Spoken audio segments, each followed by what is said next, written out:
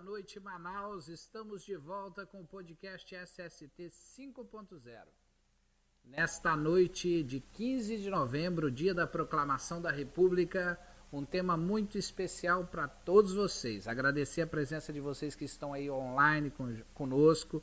Nilcimar, Santana, Rocicleide, Hudson, todos vocês, Iris, Mários Veras, Elizabeth, Cláudia, todos que estão ao vivo conosco. A partir de agora, nós vamos falar no nosso episódio de número 18. Episódio maravilhoso. Vão conhecer limbo previdenciário. A gente vai procurar saber, responder. O INSS me deu alta, mas a empresa não me quer de volta. Estou no limbo? O que eu faço agora? Qual vai ser a minha ação que está acontecendo? O que eu vou fazer? Nós vamos conversar sobre isso, mas antes, aquela introdução, que acompanhe nosso vídeo até o final hoje, que vai ser nada para a nossa próxima aula, que nós vamos ter pessoas e no próximo dia. Guardar até o final, porque tem surpresa aí. Assim, hoje nós temos uma parceria nova com o pessoal diferente. A iBios, parceria com o nosso SST 0, comandando aqui a transmissão. Nosso amigo Everaldo está em Itapiranga com Brumim no trânsito. Agradecer aqui o Eberton pela presença de sempre aqui conosco na tradução de Libras. Obrigado mais. E aí eu queria fazer aqui rapidinho, falar quem mais está com a gente hoje. Pode falar aqui para mim. Giovana e o Eduardo são apoio técnico da iBusiness, que está aqui conosco. Giovana e Eduardo, suporte técnico de hoje. Agradeço de coração a todos. Bom, sejam bem-vindos à nossa transmissão e vamos que vamos. Vou colocar para vocês aqui algo interessante para a gente falar sobre trabalhista. Entre aí nas nossas redes sociais, compartilhe, inscreva no canal Ciência e Cidadania. Precisamos que você faça seu canal Ciência e Cidadania para que nós possamos cada vez conosco. Conto com a sua presença, conto com a sua ajuda e vamos lá. Vamos fazer aquela introdução, vamos falar sobre o tema, vamos dar uma aulinha rapidinho de 20 minutos e aí a gente entra respondendo as perguntas. Não perca nem um minuto da live, que é importante. Joga pra gente, Giovana, a tela, o segundo slide pra gente. Vamos ver se a gente consegue hoje transmitir com o slide. A gente jogar aqui direto a transmissão do slide para vocês. Olha, se vocês estiverem acompanhando, aí vai aparecer na tela de vocês. Olha que legal. O INSS me deu alta, mas a empresa não me quer de volta. Estou no limbo, que devo fazer? Quem vos fala? Cleverson Redivo. Tá bom? Vamos lá para o próximo slide para a gente mostrar para o pessoal. Giovana, olha que legal. Top demais. Agora todo mundo vai acompanhar em tempo real aí conosco, né? Nós vamos falar aqui o que é limbo previdenciário trabalhista. Vamos comentar sobre o trabalhador, o médico do trabalho, a empresa e o limbo. O que se deve fazer, o que não se deve fazer. O trabalhador, a empresa e o limbo. O trabalhador, o perito médico do INSS, o limbo, o que deve fazer e o que não deve fazer. Então, esse cenário todo é o que nós vamos abordar na aula de hoje. É importante que você acompanhe com a gente direto aqui, ao vivo, marque mais pessoas, chamem mais pessoas para estarem conosco aqui. Fabíola, consegue puxar para mim, só para te dar um trabalho, puxar para essa câmera aqui para a gente mostrar um livro interessante que foi a base da nossa... Para essa? Consegue puxar? Vamos tentar aqui. Se der, tudo bem, senão a gente joga na principal também, não tem problema. Pode jogar na principal aqui. Joga na principal, ó, dá para ver. Nosso amigo aqui, Marcos Mendanha. Professor Mendanha, um grande abraço para você. Faz tempo que a gente não se vê pessoalmente. Usei seu livro para ter como base a referência do nosso podcast de hoje, Limbo Previdenciário Trabalhista. Obrigado pela edição maravilhosa do seu livro, muito bom.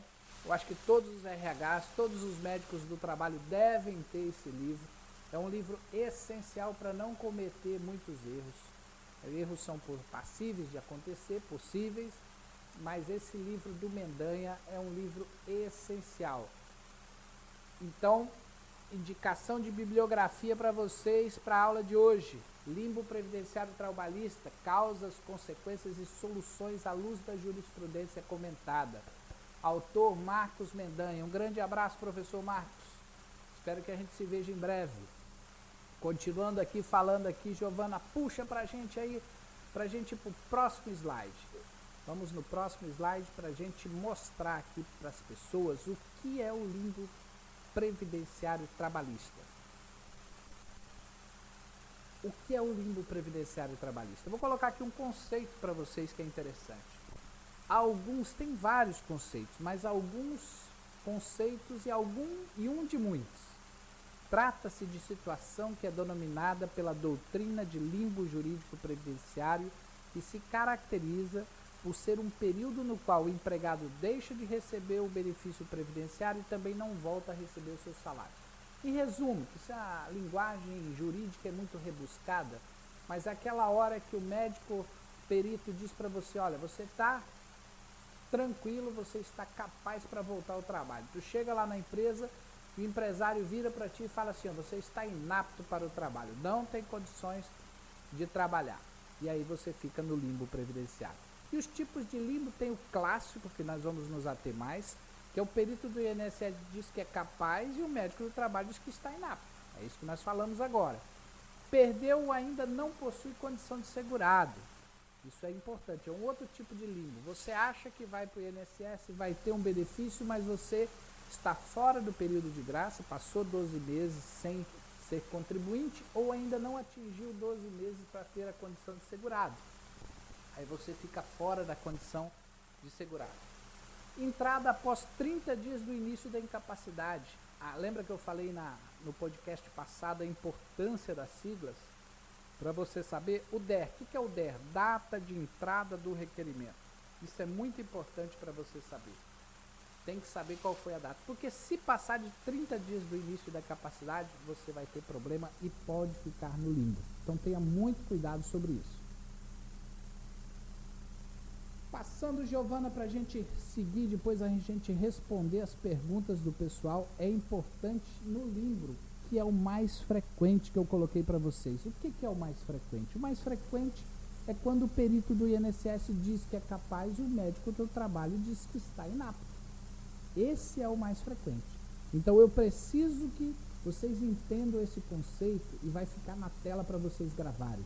O período em que o trabalhador recebe alta previdenciária e ao reapresentar-se ao empregador não lhe é viabilizada a reintegração às suas funções, por ser considerado inapto pelo serviço médico da empresa, sendo encaminhado novamente ao INSS, que por sua vez confirma a aptidão laboral do segurado. Vou dar uma olhada aqui no ar-condicionado, porque ele está me matando aqui. Tá no swing. Não, é o swing que está aqui, né? Mas vamos lá. Conceitos. São importantes que você tenha entendimento sobre alguns conceitos essenciais. Quais são esses? Conceito. Primeiro, perito médico federal. Esse é o médico de referência quando você tiver um resultado. Em segundo lugar, o médico do trabalho. O médico responsável pelo PCMSO da sua empresa. Terceiro, médico examinador, também designado pela empresa. Vocês vão ter uma informação muito importante sobre a questão do médico designado pela empresa. Depois eu vou falar lá na frente sobre essa situação. Quarto, médico assistente. É o médico que só o trabalhador tem vínculo com ele direto. É o médico escolhido pelo trabalhador, do plano de saúde, do SUS, do convênio. Aquele médico que você procura para fazer sua assistência, seja ortopedista, otorrino, seja qual for a atuação dele. E aí, Giovana, vamos passar para o próximo. Nesse conceito todo que eu falei para vocês, eu preciso que vocês tenham um entendimento do trabalhador, do médico do trabalho e da empresa. Como relacionar esses dois profissionais, o trabalhador e o médico do trabalho, e o limbo. Como que a relação disso é importante para a gente fazer a avaliação? O que fazer? O que é importante fazer? Saber quem é o médico do trabalho responsável pelo PCMSO. É o primeiro passo. Isso está na NR4, é uma das normas regulamentadoras que diz qual é a qualificação e qual é a forma do médico do trabalho, o que ele deve ter. E também está previsto em mais 9 MRs.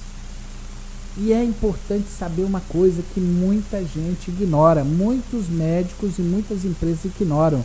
O médico examinador, não previsto no PCMSO, não pode dar inapto. Entendam isso. O médico examinador não previsto no PCMSO não pode dar inapto. O médico não existe. Se ele é um médico examinador de uma clínica terceirizada e não está previsto o nome dele lá no PCMSO, ele não tem condições de assinar o ASO, ele não pode ser o médico examinador.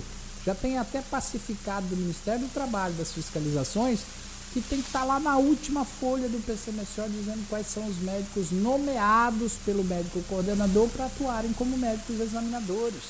Então não pode ser aculhão. Ah não, o médico lá não tinha ninguém, tinha um médico novato lá na clínica que não conhece o ambiente laboral, que não conhece a empresa e deu inapto. Não pode.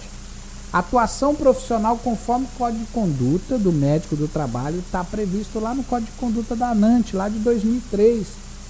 Então, é dever do médico do trabalho exercer suas atividades com total independência profissional e moral, com relação ao empregador e ao empregado. Isso é muito importante vocês saberem, porque o médico, mesmo sendo funcionário da empresa, ele tem que ter uma postura ética e ele não pode estar comprometido nessa relação de afinidade com a empresa ou com o colaborador. Ele tem que defender o trabalhador.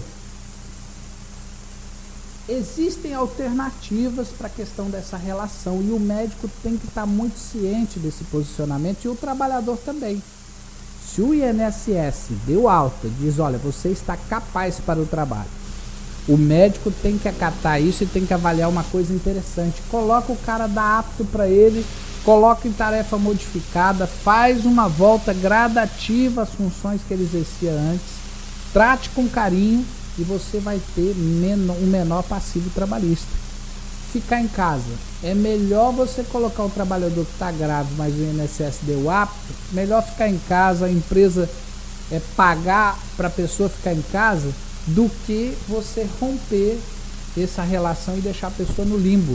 Que a partir do momento que o INSS deu alta, você reativa o contrato de trabalho. O contrato de trabalho só fica suspenso enquanto houver o vínculo com o INSS. Se houver a data de cessação do benefício, não há mais vínculo com o INSS e reativado o contrato de trabalho. Vamos para a próxima, Giovana. E aí, continuando, o que não deve fazer o trabalhador, o médico do trabalho, para não gerar o limbo? Qual a relação desses três? Receber a aptidão laboral do INSS e não voltar para a empresa. O trabalhador não pode sumir, não pode desaparecer, não pode simplesmente desaparecer, dizer assim, ó, recebi, fui embora, desapareci e acabou. Não pode fazer isso. O ASO de retorno ao trabalho é obrigatório, apto ou inapto. Não precisa escrever apto com restrição, apto com limitação, apto, não. O ASO tem que estar escrito apto ou inapto. Por que só essas duas palavras? Porque são condicionantes para o E-Social e o E-Social só entende essas duas palavras, apto ou inapto. Se tiver alguma restrição, alguma observação, tem um campo no ASO chamado observação. Esse campo de observação do ASO é para você colocar isso. A pessoa tem limitação para fazer atividade que envolva levantamento de peso maior de 15 kg acima da altura do ombro e por aí vai. Então ele tem que ter essas observações no campo de observações do ASO. É apto ou inapto. para receber um novo atestado do médico assistente e não passar com o médico da empresa, só entregar no RH, isso não pode, tá? Então, o que não pode fazer? Você recebe um atestado lá do seu médico assistente, ortopedista que cuida de você, que você tem uma lombalgia, você pega esse atestado e fica com ele 90 dias com esse atestado e não passa com o médico da empresa. Você vai ficar no limbo, você não vai ter apoio da empresa, vai complicar a sua vida. Entrar com pedido de recurso à junta sem atentar para o motivo. Quando você pega lá o resultado do INSS, vem o motivo que você teve um indeferimento. E esse indeferimento ele pode ser de 4 tipos. Uma negativa pela falta da qualidade de segurado, uma negativa pela falta de carência, isso não vale, tem uma portaria interministerial do Ministério da Previdência e Ação Social e do Ministério da Saúde, que é a 2998, que ela fala que algumas doenças elas ficam fora desse período de carência, tuberculose, hanseníase e outras patologias. Negativa por não possuir incapacidade para o trabalho. Então, o perito avaliou você e viu que não tem capacidade para o trabalho. Negativa por problemas com a documentação médica. Você tem que saber qual é a limitação que você tem. E aí vamos seguindo. Giovana, vamos para a próxima aqui, para a gente focar e colocar para você. Daqui a pouquinho nós vamos começar a responder algumas perguntas. O trabalhador, o médico do trabalho e o limbo. Para que vocês saibam, tudo se resume nessa parte do ASO e do PCBSO. Então eu quero que você preste bastante atenção num cenário. Está previsto no PCMSO na NR7. Programa de Controle Médico de Saúde Ocupacional. No exame de retorno ao trabalho, o exame clínico deve ser realizado antes que o empregado reassuma suas funções, quando ausente por período igual ou superior a 30 dias por motivo de doença ou acidente de natureza ocupacional ou não. Então não independe qual foi o motivo do seu afastamento. Se passou de 30 dias de afastamento, você tem que fazer o ASO de retorno ao trabalho. E no exame de retorno ao trabalho, esse item foi acrescentado com a nova NR7. A avaliação médica deve definir a necessidade de retorno gradativo ao trabalho. Então, se a pessoa tem uma limitação, ela pode retornar gradativamente ao exercício das funções habituais dela. Então, está previsto na NR7. E uma coisa que eu quero falar aqui em vermelho para o empregador. ASO de retorno ao trabalho apto ou inapto. Somente isso. Mais observações. O campo observação, coloca observação. Ou é apto ou inapto. Atentar para as anotações obrigatórias no prontuário médico. Se você vai colocar inapto, você tem que anotar tudo no prontuário médico, as condicionantes para o inapto.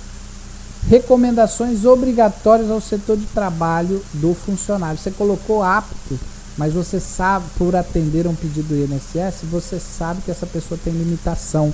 Então você precisa, nesse apto que você colocou, recomendar, fazer todas as recomendações possíveis de limitações ao setor do trabalhador, juntamente com o SESB. Trabalhar com o pessoal da segurança, num trabalho integrado com o RH e com a produção, fazer as orientações obrigatórias e necessárias. Vamos lá para a próxima, para a gente caminhar para daqui a pouco responder as perguntas do povo. Já tem gente perguntando. O trabalho, a empresa e o limbo. Aqui eu quero só para vocês terem. Depois essa aula vai ficar disponível. Vocês podem usar ela como vocês quiserem, os slides, para vocês não esquecerem da mesma forma que nós colocamos lá das 10 dicas de ouro. O que diz a jurisprudência nessa relação do trabalhador, a empresa e o limbo? É do empregador a responsabilidade por todo o prejuízo pecuniário causado ao empregado na vigência do limbo, caso haja. Então, é o que diz a jurisprudência majoritária.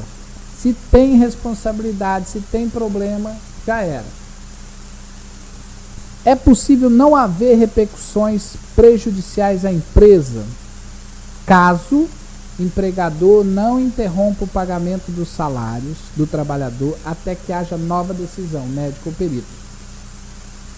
Então, é possível não haver repercussões prejudiciais à empresa, caso empregador não interrompa o pagamento do salário do trabalhador até que haja nova decisão do médico do trabalho ou do perito do INSS. Então é importante você saber que não haverá prejuízo para a empresa se ela continuar pagando. Se ela não pagar, já tem jurisprudência majoritária que ela vai arcar com as consequências. E atentar para quais consequências? Aso de retorno ao trabalho inapto. O cara deu inapto e aí ele depois faz um aso demissional apto. Vai dar problema. Então tem que ficar muito atento sobre isso, tá? Ter periódico apto antes do demissional é o recomendado. Você deu inapto, continua pagando o salário do trabalhador, recorre judicialmente, isso para a empresa, recorre judicialmente, recorre administrativamente, e quando você vai demitir a pessoa, você vai demitir ela, você tem que ficar atento, ter o periódico antes, dizendo que ele está apto, para depois recomendar e fazer o demissional. Vamos para a próxima. Para a gente seguir aqui, interessante a gente fazer uma lista de obrigatoriedades para a empresa, junto com o trabalhador, e o trabalhador, sabendo disso, ele cobrar da empresa. Que muitas empresas não sabem, o RH tem limitações de entendimento, e eu vou colocar aqui a importância de cobrir isso. A empresa deve acompanhar e orientar o trabalhador para evitar o limbo. Como isso? Atenta primeiro para as 10 dicas de ouro para passar na perícia do INSS. Acompanhar se a perícia fixará a data de cessação de benefício, porque geralmente quando você passa pela perícia, ela fixa uma data da cessação do benefício, é o DCB.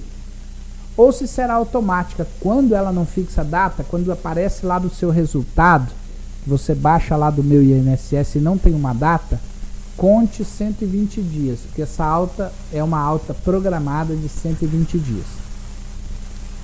15 dias que antecede a data de cessação do benefício. Fique atento, quando tiver 15 dias para acabar o benefício, permanecendo incapaz, você tem que solicitar o pedido de prorrogação, você tem que solicitar PP. Então fique muito atento. Eu estou 90 dias afastado, faltam 5 dias para acabar, eu tenho que pedir prorrogação se eu não estiver melhor. Lembrar que as prorrogações, você tem dois pedidos de prorrogação que podem ser automáticos por via administrativa, sem necessidade de passar pela perícia, e mais 2 pedidos de prorrogação por via de perícia médica. Você vai passar pela perícia e tem a data de cessação do benefício. E aí eu venho aqui colocar para vocês quais as possibilidades e seus riscos de acomodação do empregado para evitar o limbo. Então a empresa tem essas possibilidades. Ela pode remanejar o trabalhador para uma função compatível, fazer uma readaptação.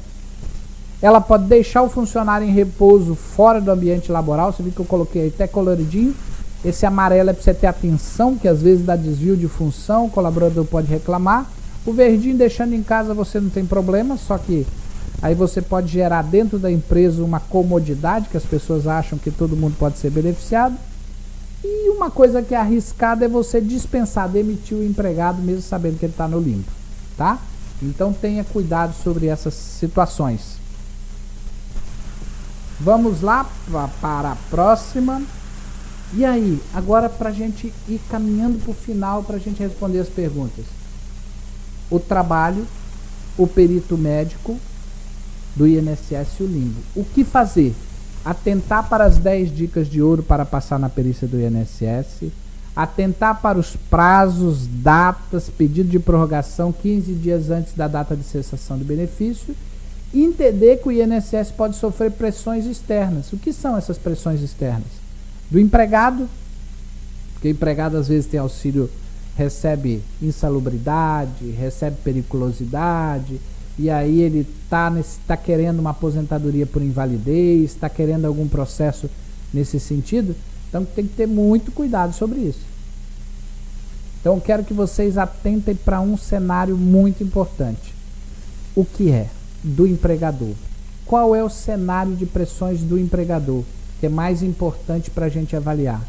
Qual é esse cenário do empregador? É que o empregador às vezes não fala que ele tem riscos ocupacionais na empresa, ele negligencia a questão ergonômica, ele negligencia os fatos que ele deixa de cumprir. Então isso é muito importante que a gente atenta. São influências e pressões externas, que às vezes você consegue um auxílio espécie 91, a empresa vai lá e contesta, mesmo ela não tendo as condições de higiene ocupacionais adequadas, e demais representantes do governo, né? Que a gente tem que atentar, que também tem representantes do governo que atuam na pressão contra o INSS. Quais são essas pressões? As pressões do governo referente Ministério Público do Trabalho, Sereste, Justiça Trabalhista e vários outros órgãos de governo que fazem a fiscalização e o acompanhamento. Vamos lá, Giovana, para a gente terminar nosso último slide para a gente ir para as perguntas, né? Vamos ver se a gente fecha aqui, crava antes de meia hora. Trabalhador, o perito médico e o limbo. O que não fazer? Solicitar pedido de prorrogação sem estar preparado para a perícia. Lembra que nós conversamos da importância fundamental de vocês estarem preparados para a perícia e atenderem as 10 dicas de ouro. É fenomenal cumprir as 10 dicas de ouro. Solicitar recurso sem ter novos dados sobre incapacidade. Você não pode solicitar um recurso se você está melhor ou você não tem nada que subsidie você para atuar de forma melhor sobre isso. Deixar de apresentar o aso de retorno ao trabalho em caso de volta antecipada ao trabalho ou inaptidão para o trabalho. Você não pode deixar de apresentar o aso. Então você vai para a perícia, você teve um retorno antecipado e você deixa de apresentar o aso, vai dar problema, você vai ter complicações, porque o INSS pode entender que você está burlando para tentar receber e você já voltou a trabalhar. E lembrar sempre o seguinte, é uma relação tripartite. Por que é uma relação tripartite? Nunca esqueça do empregador. Porque às vezes o colaborador, o trabalhador, o funcionário, acha que ele está pelo INSS, que ele pode ter uma relação direta com o INSS, e ele esquece que ele é vinculado a uma empresa. Então nunca ignore seu empregador. Ele tem que fazer parte de todo o processo durante o seu afastamento do INSS. Não desapareça, não procure sumir da empresa, sumir da vida de todo mundo e aparecer depois só porque deu algum problema com o seu benefício. Tenha muito cuidado sobre isso. Você precisa estar presente. Se você estiver presente, todos ganham. Então é um jogo de ganha-ganha. Ou todos ganham ou todos perdem. Então nessa relação tripartite, que é empregador, empregado e governo, todos têm que ganhar. Se um puxar mais para o seu lado, todos podem perder. Tá bom? O governo perde porque ele tem que pagar benefício, o empregador perde porque não recebe e por aí vai. Giovana, puxa para a tela inteira, vamos conversar com o pessoal. Esse é um dos motivos principais da gente estar colocando esses slides, porque a gente fala e agora a gente vai para uma situação para mostrar para vocês a importância que é vocês no dia a dia terem um acompanhamento lá das 10 dicas de ouro e agora vindo para evitar o limbo trabalhista previdenciário. Então preciso muito que vocês prestem muita atenção. Nós sempre temos perguntas interessantes das pessoas que nos acompanham e elas colocam aqui para a gente a realidade do que está. Vamos ver aqui, nós temos a Solange. Solange falando comigo aqui, direto do YouTube, e colocando aqui, foi aprovado o meu benefício auxílio acidente. Gostaria de saber se tem um prazo específico para pagar. Solange, é outro tema de auxílio acidente, mas geralmente o governo tem entre 30 e 45 dias. Para aposentadoria por invalidez, geralmente corre aí até 90 dias, mas os benefícios geralmente são compreendidos nesse intervalo de tempo, de 30 a 90 dias, tá? Então é importante que você faça o acompanhamento para saber que todos os dados estão ok, se a empresa está ciente do auxílio acidente e legal. Se o acidente é 36 ou é 94, você tem direito a fazer um laudo de PCD e além de receber o auxílio acidente ser enquadrada como PCD. saber se foi judicial ou se foi administrativa a sua concessão de auxílio acidente. Pessoal, acho que vocês entenderam depois. Para você, esses 30 minutos iniciais são interessantes para a gente montar uma referência teórica do que a gente está discutindo sobre limbo. Aí vocês podem assistir de novo, ver o que está no slide, gravar, e aí nós saímos da parte teórica e vamos para a parte prática, que é o dia a dia de cada um, que vocês sentem na pele, como que vocês vivem. Que eu sei que o nosso público, a maioria é PCD, mas o limbo previdenciário acontece para todo mundo. Você pode ter um amigo, pode ter um colega, alguém com dificuldades, e você pode auxiliar e mandar ele assistir ao nosso podcast, né? Então é importante mostrar para vocês aí o Albanir Brasil. Silvano, um grande abraço. Albanir Brasil. O doutor estava numa empresa como PCD, mas em só documentos, vamos ver aqui. Porém, fazendo atividades de pessoas normais. É correto isso? PCD, no meu entendimento, é normal. Não podemos falar em capacitismo, não podemos falar que PCD não é normal. PCD é normal. Ele, às vezes, ele não consegue desenvolver uma atividade, então ele tem uma limitação para desenvolver alguma atividade específica. Mas não podemos colocar que PCD, essa questão de normal e anormal, ela não se aplica às pessoas com deficiência. Ela tem uma limitação parcial para desenvolver algum tipo de atividade. Mas, assim, o que a gente chama no popular, dentro do universo, é quem é típico e atípico, né? Então, pessoas com deficiência não são anormais, são pessoas normais que têm alguma limitação ou alguma incapacidade para desenvolver com a mesma habilidade, por barreiras, as atividades que as pessoas que não têm limitações desenvolvem. Então, nesse sentido, não é um bom caminho a gente seguir, colocar essa questão como anormal. Não é esse o conceito, tá? Então, tem que ver qual é a atividade. Dependendo da atividade, uma pessoa que tem uma deficiência consegue desenvolver até melhor do que uma outra pessoa. Geralmente as pessoas questionam de serem colocadas com pessoas que não têm, que são típicas, porque elas passam a carregar peso, tendo uma limitação nos membros inferiores ou de carregamento de peso, e aí elas passam a ter essa dificuldade. Mas não é por aí, Albani. Vamos lá para aqui, deixa eu ver quem mais pergunta aqui. Antoniel Andrade. Fiz uma cirurgia, fiquei parado por 3 meses. A perícia estava em análise e quando saiu somente do mês 3 ao mês 6. E o que eu posso fazer para receber do mês 7 e mês 8? Vamos lá, o que eu estava falando para vocês. Quando vocês fazem uma perícia, preste bem atenção. Quando você vai para uma perícia do INSS, aí caracteriza muito bem o limbo, e foi o que eu coloquei para vocês. Você faz uma perícia do INSS e o médico assistente, aquele que fez a cirurgia em você, ele te deu 90 dias. Vamos dizer que agora você fez uma cirurgia no mês de novembro e ele te deu 90 dias. Novembro, dezembro, janeiro, final de janeiro você tem que voltar ao trabalho. Só que a sua perícia só está marcada para maio. Meu amigo, final de janeiro, volte ao trabalho. Não espere passar pela perícia em maio, que quando você chegar na perícia em maio e não levar o atestado, que eu falei lá, o atestado de saúde ocupacional, dizendo que você voltou ao trabalho em janeiro, o que pode acontecer? O médico, perito, ele vai virar para você o seguinte: vou te pagar só até janeiro, porque o médico assistente que lhe operou disse que com 90 dias você estaria bom. E de fevereiro, março, abril e maio você não vai receber nada. Não vai receber porque você deveria ter voltado ao trabalho. Você só não volta ao trabalho se você tiver um documento dizendo para você não voltar. Se a empresa, você final de janeiro, você recebeu lá do médico assistente, final de janeiro, você não passou pela perícia ainda, mas você está bem para voltar ao trabalho, volte ao trabalho.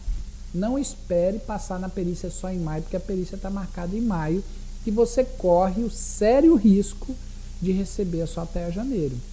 Entendeu? Então aí já não é limbo. Ah, mas tem empresa que não aceita, enquanto eu não passar pela perícia, ela não aceita que eu volte ao trabalho. Então ela vai ter que escrever isso. Ela vai ter que fazer o ASO seu, porque você está ali, vai ter que fazer o ASO dizendo que você não pode voltar ao trabalho. Porque o teu médico assistente disse que com 90 dias você estaria bom. Aí você está usando 90 mais 120, você está usando 210 dias de afastamento para uma patologia que só tinha 90. O médico do INSS vai negar e você vai receber só os 90. Então veja direitinho se não foi isso que aconteceu com você, viu, Antoniel? Dá uma olhadinha, porque a empresa não pode negar de você voltar ao trabalho. A não ser que você vá no seu médico assistente, que não esteja capaz, que ainda esteja com quadro de incapacidade e consiga mais 120 dias de atestado até o dia da perícia. Senão vai dar BO, vai dar problema e você corre o risco de não receber, no exemplo aí, os meses 7 e 8, tá? Ellen Paiva, vamos lá. Ellen Paiva, meu filho fez perícia dia 27 de setembro, até agora não saiu o resultado. Isso é normal? Não é normal. Não é normal. Resultado de perícia tem que sair em até 30 dias no máximo. Tem alguma coisa errada. Tem que ligar no 135, fazer protocolo, ir na agência onde fez a perícia, pedir o resultado, saber o tipo da perícia, o que aconteceu, e se não der, entrar na justiça. Tá? Então, primeira coisa, liga no 135, pede o resultado. E esse pessoal do INSS é metido a besta, é abestado, como diz o outro. O que eles fazem? Liga de novo, a perícia liga de novo. Mas não é assim que funciona, tem um prazo, as pessoas têm que comer, as pessoas têm que ter seus proventos. E tem um regimento legal, que vai de 30 a 90 dias, dependendo do benefício. Benefício de auxílio-doença geralmente era para sair com 15 dias. Resultado da perícia, até no Código Penal, diz que tem que sair com 10 dias, prorrogava mais 10. Então você tem que ligar no 35, pega o protocolo, não saiu o resultado, vai na agência, cobra da agência o resultado. Não saiu o resultado, tem que recorrer à justiça, porque você não pode passar 3, 4 meses sem receber. Senão vai complicar mesmo já tendo feito a perícia, né? Deixa eu ver aqui. Quem eu pulei? Deixa eu ver aqui. Então, vamos ver aqui do apoio.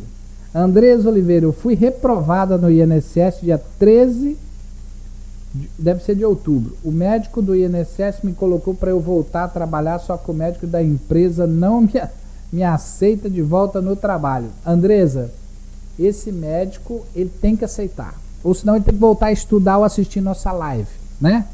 Porque ele desconhece a legislação. E ele pode, inclusive, responder juridicamente por não ter aceitado você voltar. Ele tem que, primeira coisa, conversar com a empresa dele, dizer assim, ó, o INSS disse para eu voltar ao trabalho que eu estou capaz para o trabalho.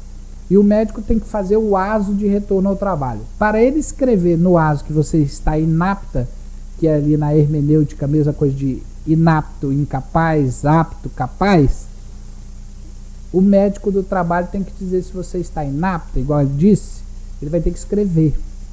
E a empresa vai responder juridicamente. A empresa, eu coloquei lá no slide, a empresa tem que pagar todos os meses que você ficou sem receber após você ter recebido alta do INSS. Ela tem que pagar todos os meses. Sem pestanejar, ela tem que pagar. É jurisprudência, entendimento majoritário da justiça. Se não quiser pagar, entre na justiça. Se ela te demitir, entre na justiça. É o canal que tem para você seguir. Tá, Andresa? Então, o médico do trabalho, se você foi considerada capaz pelo INSS, ele tem que te aceitar de volta. E você também não pode dar uma de João sem braço, porque o médico não me aceitou, não vou trabalhar. Tem que pegar o aso de retorno ao trabalho, escrito pelo médico do trabalho, dizendo que você está inapta para o trabalho. E aí, através com esse aso, a empresa pode te dar o aso de inapto, só que ela tem que manter o pagamento do seu salário. Tá bom? E aí, tem mais alguma coisa? Vamos ver aqui a Tarsila, porque a gente está acompanhando aqui no outro. Boa noite, doutor. Eu já sou PCD, porém a empresa não fez o meu enquadramento, alegando que a cota já está completa. O que devo fazer? Tarsila, a empresa está com um problema sério. Não tem nada a ver. A intenção de enquadrar como PCD não é um dever da empresa, é um direito seu. Você enquadra como PCD, ser enquadrada como PCD é obrigatoriedade legal, porque isso impacta no questão previdenciária, Tarsila. Ah, mas eu fui contratada como típica, vamos dizer assim, como normal. Não. Você é PCD para fins legais, independe se a empresa já cumpriu a cota ou não cumpriu a cota. Para a empresa não tem impacto negativo nenhum. Não sei o que a empresa está perdendo com isso. A empresa só tem a ganhar. Se ela está cumprindo a cota, parabéns, não tem problema, ela cumpre a cota. E contratou você, são direitos trabalhistas. Você tem que recorrer, porque isso impacta na previdência, na questão do seu tempo de aposentadoria, e você tem, é um direito seu, você ser enquadrada como PCD se você for PCD. A não ser que você abdique disso e você assine lá no ASO dizendo que você abdica e trabalha como típica normal, sem ter nenhuma deficiência, nenhuma limitação. Mas inclusive tem que constar no seu prontuário médico essas limitações, para que depois a empresa não responda, caso você tenha algum problema, ela não responda com causa e algum incremento de dificuldade na patologia pré-existente que você já tem, ou já na limitação que você já tem. Então é importante que a empresa use a sabedoria, enquadre você como PCD para ela não responder futuramente por com causa, tá? Tem mais alguma pergunta? Como estamos? Vamos ver aqui do outro lado. Ah, tá. Júlia Mota pode conversar com o pessoal do apoio. Tem aí o número do telefone, é o 99 13 13 146. Celular 99 13 13 146. Entre em contato com esse celular para você ter apoio sobre carteirinha, sobre emissão de laudos. Pode falar nesse número, 99 13 13 146. Vamos ver mais aqui. Mais alguém que tem alguma pergunta? Giovana, foi tranquilo, Giovana? Tá de boa? Vamos levando. Pessoal que acompanha conosco, hoje nós estamos com um time novo aqui, para que vocês tenham um entendimento que é importante vocês acompanharem o podcast. E eu quero, na próxima sexta-feira, essa sexta-feira ainda não, mas daqui a próxima semana que nós vamos falar de BPC, na sexta-feira nós vamos colocar para vocês a sexta-feira, a partir das 19h30, que nós vamos entrar numa live para responder as perguntas de vocês, para que a gente possa trilhar e responder algumas perguntas. Tem alguma pergunta no Facebook? Ou só temos porque eu só estou respondendo, eu só tenho acesso aqui no YouTube.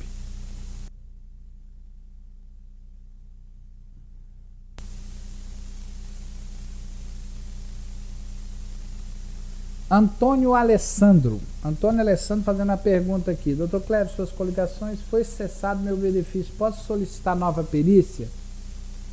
Vamos lá. Nessa questão eu coloquei lá para cessou seu benefício, data de cessação do benefício. Vamos pegar um exemplo hoje. Hoje, dia 15 de novembro, cessou seu benefício. Você tinha do dia 1º ao dia 15 de novembro para fazer um pedido de prorrogação. Você perdeu esse prazo e você não fez o pedido de prorrogação dentro do prazo dos 15 dias até a data de cessação do benefício. Tranquilo.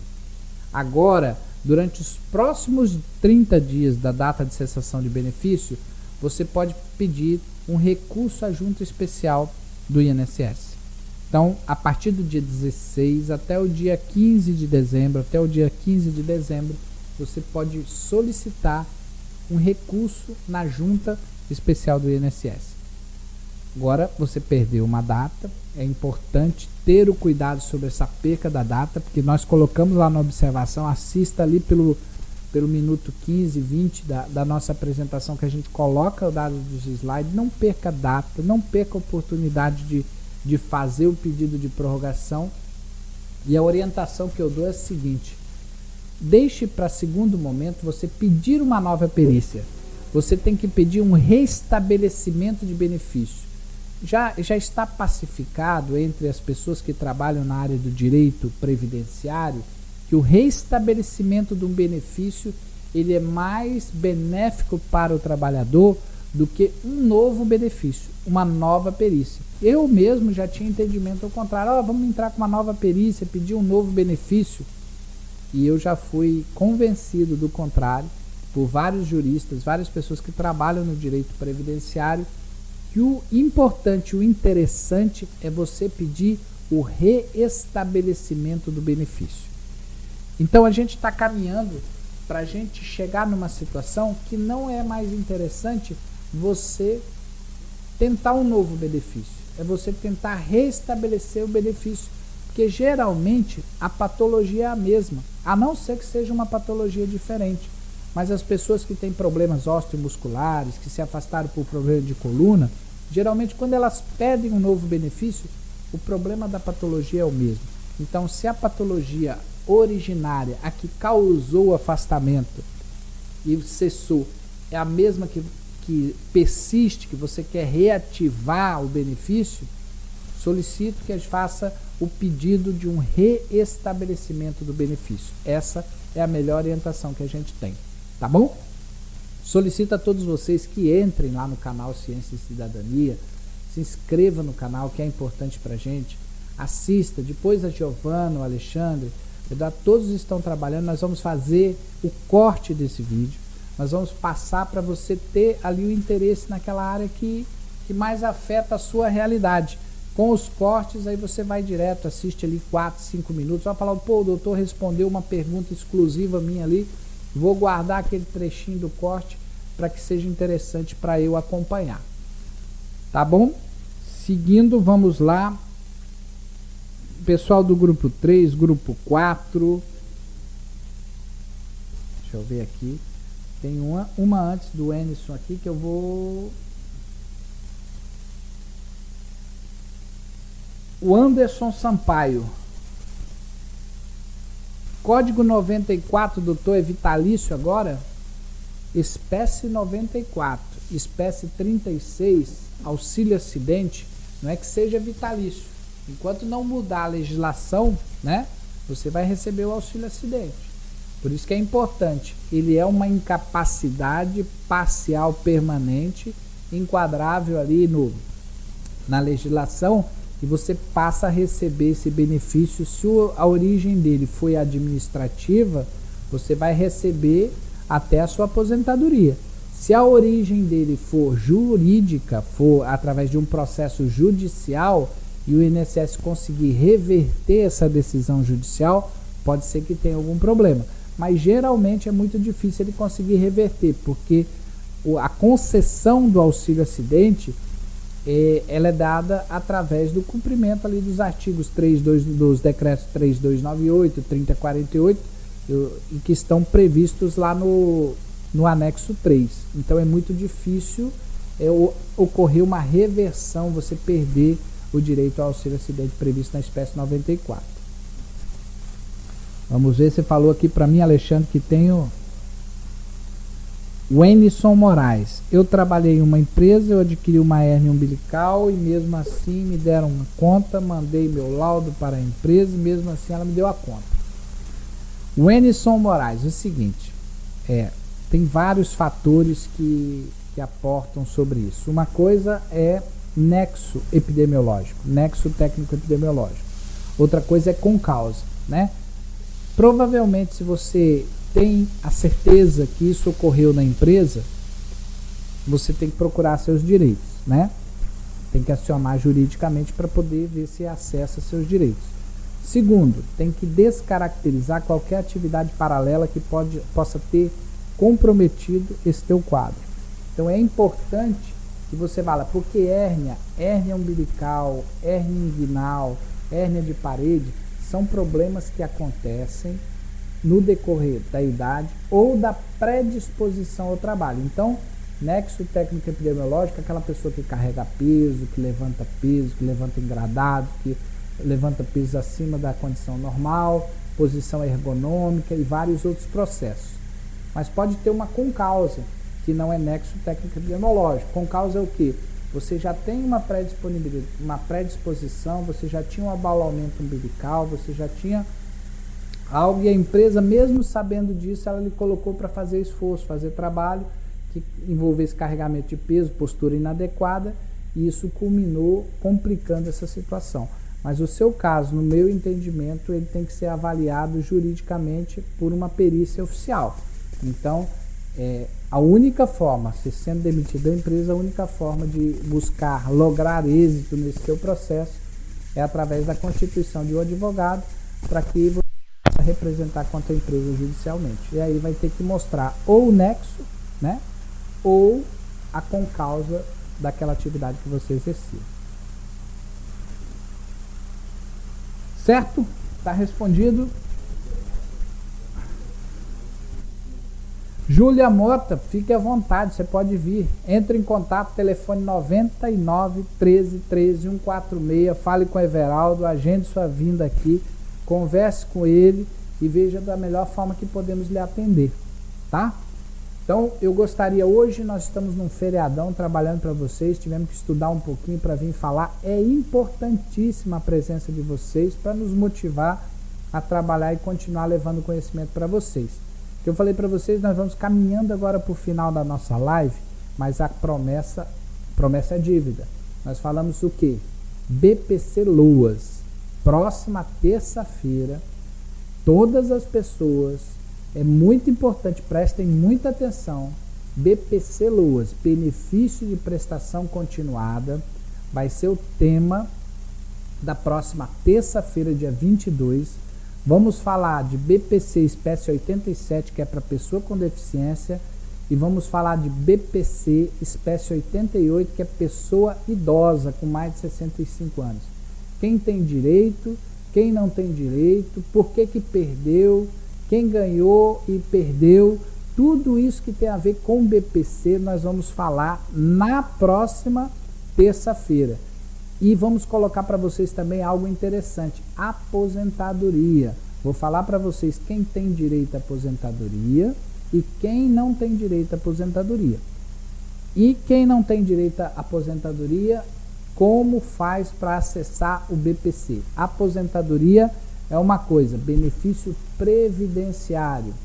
BPC é outra coisa, benefício assistencial. São coisas diferentes. Você contribui com o INSS, tem direito à aposentadoria. Você não contribui com o INSS, pode ter direito ao BPC.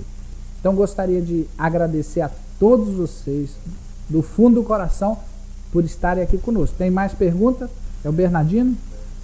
Bernardino Pereira de Araújo. Doutor, há um benefício, pois tenho 22 anos de contribuição e sou incapaz permanente já decretado pela perita federal. Não sei porque não tá recebendo, Bernardino, né? Bernardino, 22 anos de contribuição e tem incapacidade permanente. Você é um caso que nós podemos avaliar. Você entrar em contato no 991313 para a gente avaliar o seu caso. É importante, se você já constituiu advogado ou não, traga as referências para a gente conversar. 22 anos de contribuição, incapaz permanente já dito pela justiça, pela perita federal, e a gente vai buscar uma aposentadoria por invalidez, né? Por incapacidade total, né? Permanente. Então, traga, vem aqui, marque para vir conosco para conversar. A partir do dia 23, Dr. Gabriel vai estar atendendo aqui. O assessor jurídico do nosso instituto vai estar à disposição de vocês para a gente conversar. E esse seu caso aí é interessante, Bernardino, tá? Para a gente poder conversar e alinhar. Eu acredito que você tenha direito à aposentadoria por invalidez devido aos anos de contribuição que você já tem. Agradeço muito pelo esclarecimento, Moisés PCD, aqui é do Alvorada. Um grande abraço para você, Moisés. Um grande abraço mesmo de coração. Agradeço pela presença de todos que estiveram aí conosco. A Júlia, a Elza, o Antônio, o Albani, todos que eu falei durante a nossa transmissão.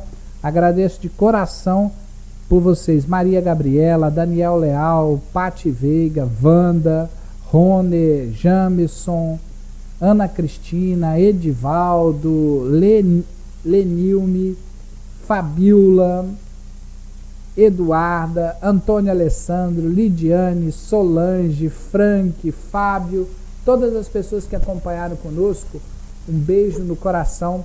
Aproveitem aí o restante feriado. Semana que vem tem Jogo do Brasil. A gente fica por aqui e convido você novamente. A partir da próxima semana, nós vamos entrar em 2 ou 3 semanas falando sobre BPC Loas, quem tem direito a receber BPC, quais os benefícios. Fiquem com Deus, uma ótima final de noite para todos. Agradeço de coração, festejem aí o dia da proclamação da República e a gente volta na próxima terça-feira, dia 22, falando sobre benefício de prestação continuada. Um grande abraço a todos e boa noite.